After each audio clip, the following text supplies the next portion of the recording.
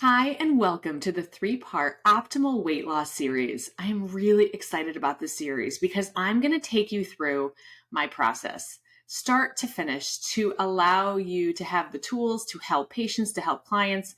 It's going to be amazing. Okay, so you can expect that in episode 1, we're going to talk a lot about evaluation. So evaluating body type, evaluating even metabolic type, evaluating where the person actually is in their life. Are they ready to make the commitment to weight loss? We're going to talk about just getting a diet history evaluation, all those things. In episode 2, we're going to talk about recommendations. So I'm going to focus on really kind of diving into calculated macros so that you have a really solid foundation for what it would take for your clients to achieve optimal weight loss. And then finally, we're going to talk all about follow-up and troubleshooting. Okay, that's going to be in episode 3. Okay, so sit back, relax, and I'm super excited to bring you this information because I think it's going to help you transform the way that you take care of patients and clients. It's going to give you more confidence, and you are going to have a really sound strategy to really be able to help people achieve their goals. All right, so let's get started here. We're going to start with evaluation. Okay, so what does that mean? How do we do it? Where do we start?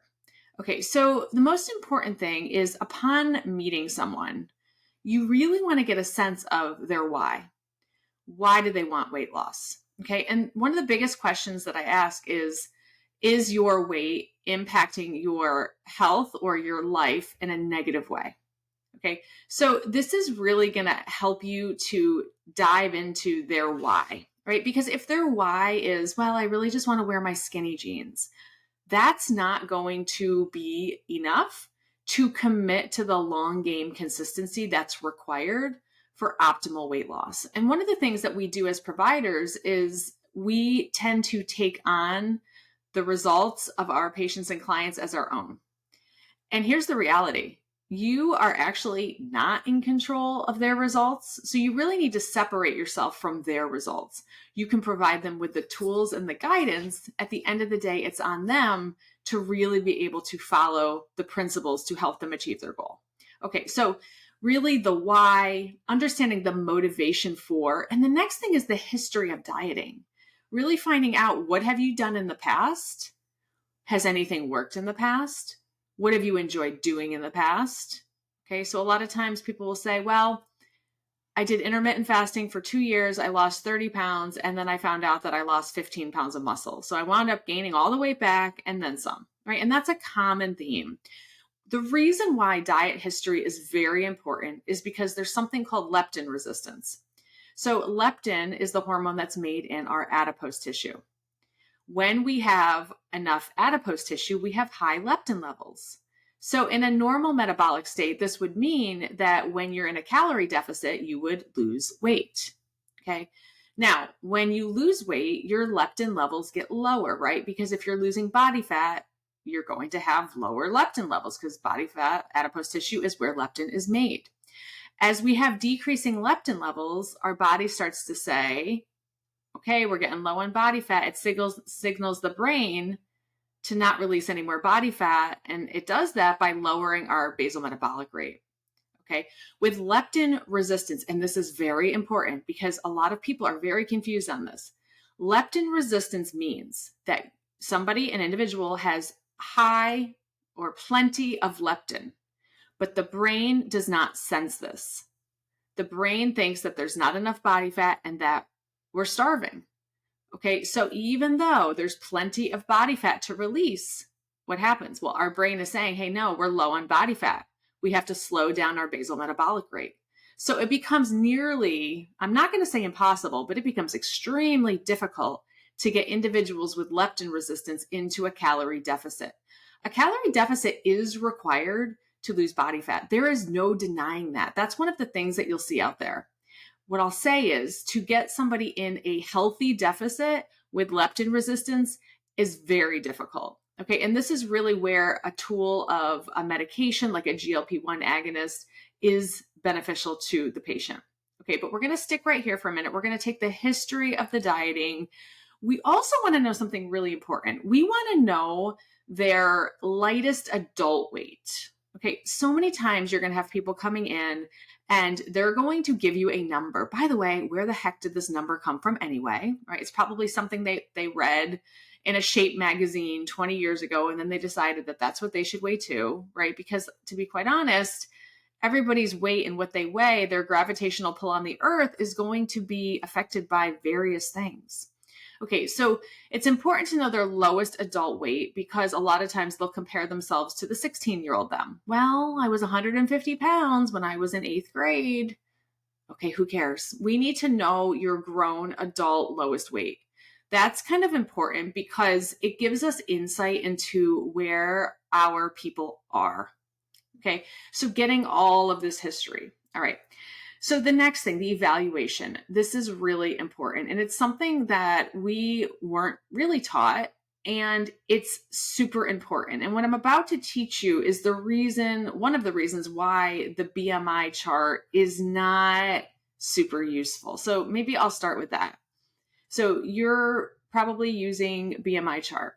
Right now, a BMI chart, the BMI chart was developed by a mathematician. And essentially, it was supposed to track who was more likely to develop chronic disease. It does not take into account age. It does not take into account body type. It does not take into account muscle mass. Okay. So here's the deal. There was just recently an Olympic athlete who came out and said, I have a BMI of 30. Okay. Her body fat percentage is probably, I don't know, it's definitely under 20%. Okay. Which is significant for a woman. And the other thing too is like for men, I had a client recently send me his InBody and he's in the overweight range with a BMI of 28 and he has 5% body fat. Okay, so that BMI chart, right? That is not going to be your go-to anymore. So you're probably wondering, what in the heck do I do? And I'm going to teach you all about that. Okay. And part of it is going to be what I share with you today during the evaluation. And that's going to be the use of something like an InBody scan. Okay. All right. So stick with me here. So what we're talking about now, we're talking about body types. This is really important. Okay. There are 3 body types: ectomorph, mesomorph, and endomorph. Ectomorph is your naturally thin body type. Mesomorph is your naturally muscular body type. And endomorph is the body type that tends to carry a little bit extra body fat. Now, most of us are a combination of these body types. In general, the most common body type is going to be a meso-endo combination. What this means is that there's a nice solid underlying mesomorph muscular structure and the ability to carry additional body fat. What I can tell you is if you have a patient or client coming in who has a long-standing history of weight loss attempts, they are most likely meso-endomorph, okay? Because your ectomorphs are going to be your naturally thin body types. Now, in menopause, you may start seeing more ectomorphs because what happens is ectomorphs tend to have lower muscle mass. As we age, we lose muscle mass, okay? And then there's all the hormonal changes and whatnot happening at the same time. Muscle loss is also happening. And so they have a likelihood to accumulate more body fat during that time. And they're shocked. They've been naturally thin their whole entire life. And all of a sudden now they're gaining a lot of weight. And typically it's midsection. And we know that weight gain midsection is going to definitely be more indicative of, risk for cardiovascular disease. Okay, so they're at risk. So you might start seeing more ectomorph type of patients and clients. You most likely are. And that's why this is really important to talk about, knowing your client's body type. So you're probably wondering, well, how do I determine this? And so I typically like to refer back to their childhood. I find this to be super useful. So ask them the question. And the other thing I will tell you is when you do this long enough, you're going to be able to look at your patient, your client, and be able to tell what their body type is without even sweating it. Okay. So you say, tell me about your childhood. What was your weight like? Ectomorph, naturally thin, will say, oh, I could eat whatever I wanted and I never gained weight. That's your classic ectomorph. Okay. Perfect. All right. Mesomorph. This is going to be your individual who says, I really like sports. I played a lot of sports. I was never overweight really, but I was, strong. Okay. So they're going to say, I excelled at sports. I was strong. And again, by looking at a mesomorph, you can typically tell a mesomorph, right? They have an underlying structure. They tend to have more even body proportions. So it becomes, again, a visual that you're going to get really good at.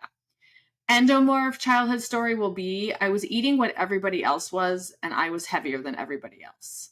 I had to wear the husky jeans.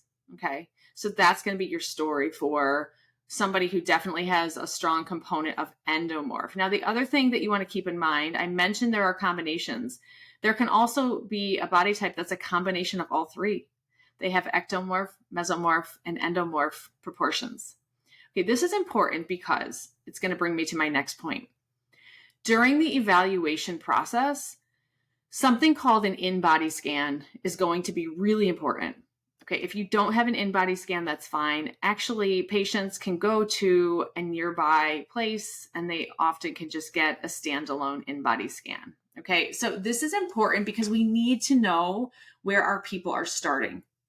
If I have somebody who comes in and they get on the in-body and their muscle mass is low, okay, then it's going to be hard to put them in a deficit, because the deficit is actually going to have to be it's going to drive the calories for the day down pretty low. And that's not going to be super comfortable. So often, just as an FYI, if you have somebody who comes in with low muscle mass, a lot of times we're actually trying to gain a little bit of muscle mass. And by default, we can drop their body fat percentage that way.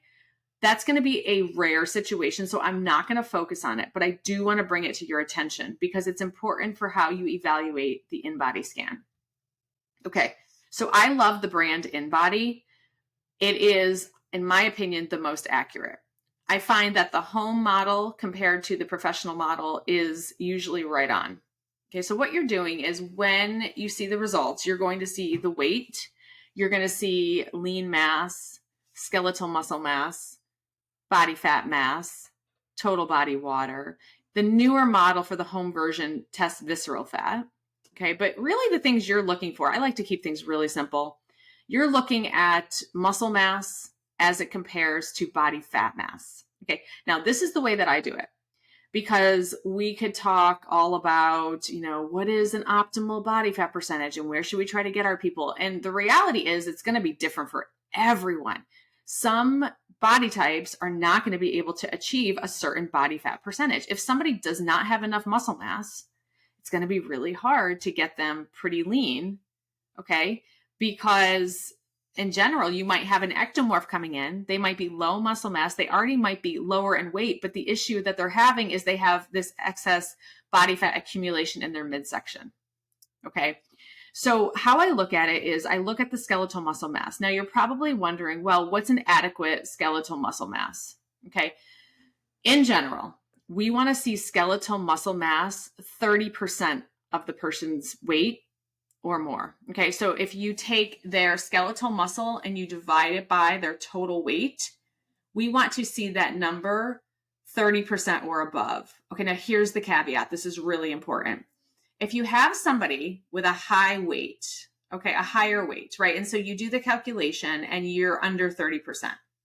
What I can tell you is they're not under muscled. They are definitely not under muscled.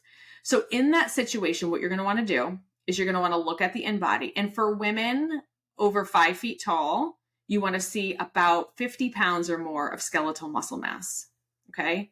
For men, all right, you're going to want to see closer to that 70-pound range. So for men and women, it's typically a difference of about 20 pounds. So that can be your check. So in general, this is what you do. You take your skeletal muscle, you divide it by the total weight. Okay. Now, if that number is less than 30% and they are a naturally thin person, they probably have to gain muscle. Okay. If that number is lower than 30% and you're looking at your patient and you're saying, no, they're solid. Okay. Most likely you're going to have to go to the technique where you just look to see the number. And if it's above 50 pounds, we're in business. Okay. So that's the caveat there. And I don't like to give specific numbers because it gets really confusing. In my programs, I have charts on this and I give specifics, but for the purpose of our series here, I want to keep it really simple. So in general, we want women to have about 50 pounds or more of skeletal muscle, men about 70 pounds or more. Okay. So then we're probably talking about evaluation and realistic expectations. This is really important because you're going to have people come in and they're going to have in their mind what they think they need to lose. Okay, I need to lose 50 pounds. I need to lose 60 pounds. I need to lose 70 pounds. Okay. The InBody is super useful here. What I like to do in general as the first milestone. Okay. Now let's just say in a perfect world, they're 50 pounds or more of skeletal muscle. Okay. Now in general, you could use this if they're a little bit under that. I want to see their body fat mass lower than their skeletal muscle mass. Okay. So for example, if they have 58 pounds of skeletal muscle mass and they have 59 pounds of body fat mass, we want them to get under the skeletal muscle mass. So to get to more of an optimal space, 2 pounds. Now they might be coming in and saying, I have 50 pounds to lose. The beautiful thing is that as the provider, you can say, listen, let's lose 2 pounds. Let's lose 2 pounds. Let's get you in a more optimal state. And then we'll go from there. Okay. So the first goal, I'm not saying this is the end goal. I'm saying the first goal. The first goal is to get body fat mass below skeletal muscle mass. Okay. And this is a really cool thing because when clients and patients are coming to you, they actually want an expectation. They don't actually know. And what I have found over the years is when I share that bit about what we're looking for, it really shifts the focus on body composition versus total weight. And body composition is really what's important, okay? Because some of the drawbacks with weight loss in general, if we're not doing it appropriately, is that you can lose muscle mass, okay? So for every pound that you lose on the scale, if you're not optimizing nutrition and strength training, 25% can be lean mass, okay? So as you can tell, this can be an issue because what happens? Okay, so when we lose lean mass, we lower our basal metabolic rate, right? And then what happens when we lower our basal metabolic rate? All right, we're not going to be able to eat as many calories or we will gain weight. So one of the things that happens with the rebound weight gain, an individual goes on a weight loss journey, they lose 30 pounds, they lose 10 pounds of muscle. And when they stop doing the interventions, because now they're having to eat less and less just to maintain that weight loss, okay, they gain it back and then some, because now they have a lower basal metabolic rate and they're eating what they used to, but now they're gaining more weight with that. Okay, that is why for optimal weight loss, so that's why I call it optimal weight loss, okay, because what I'm saying is we want to preserve all of the muscle mass and we want to lose body fat. Okay. So this is just a really nice oversight into somebody coming in, what they're working at, what is going on for them, other things in the evaluation. Okay. So one of the things that I do in my coaching practice is something called a mental health map. So it's actually a cheek swab. The company is Genimind. So you can absolutely look into that if that's something you're interested in. The idea is that you can look at certain genes. And believe it or not, there are genes that are going to make people more likely to have poor satiety. So the gene, it's called MC4R. It actually means that if you have a variant in that gene, you're going to have more of a difficult time with satiety. So you're going to be more likely to eat more. Okay. So one of the reasons why, for example, GLP-1 agonists are so useful for some individuals is because it actually normalizes the satiety. Okay. So keep that in mind that there's going to be some genetic variance. So you might have somebody who comes in and says, I feel like I'm never satisfied. I feel like I'm always hungry. Ever since I was a kid, this is the way it went. I've always had a very strong appetite. Okay. My whole family has a very strong appetite, which brings me to my next point.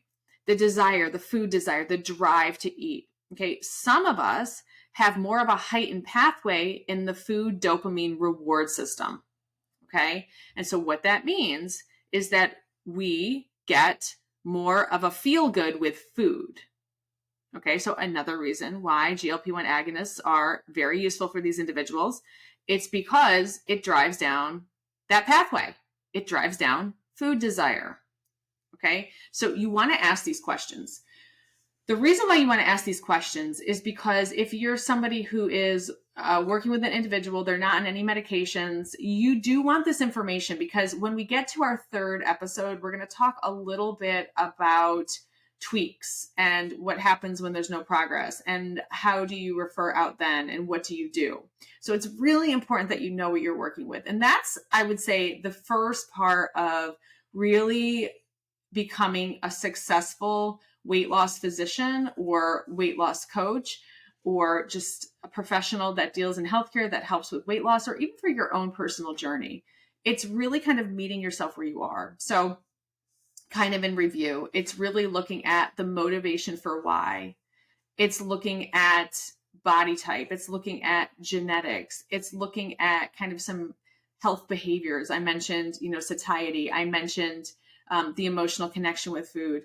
The other interesting thing about the mental health map, it identifies if you're more likely to be an emotional eater. It also identifies if you are more likely to have a sweet tooth. It also identifies if you're more likely to have the ability to fast. So there's actually a gene where you would have an easier time fasting because you don't crave food upon awakening. Okay, so there's so many different things. So that first piece is just important. And I think the other thing too, as a professional who's taking care of individuals desiring optimal weight loss, you're getting to know them. And when you're evaluating them to this level, getting to know them, then it just establishes a really, really nice relationship. Okay. And I do think it's really important in this evaluation phase to say, listen, I'm going to meet you where you are, and I need you to meet me halfway, right? Because if they aren't motivated or committed and you're giving the strategy, okay, at the end of the day, both parties could say, well, this just didn't work out. You weren't successful. And that's not fair if the beginning phase wasn't set in place, if the expectations weren't set up front.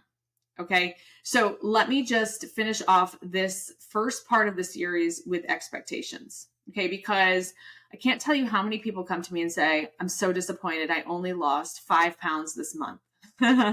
Okay. So the deal is that 1 pound of body fat, for your body to lose 1 pound of body fat, that's a big deal. Also, the surface area of 1 pound of body fat is significant. Okay. So it's this idea that everyone thinks they need to be losing 2 pounds a week. I've not seen anyone lose 2 pounds a week where it was pure body fat. Okay.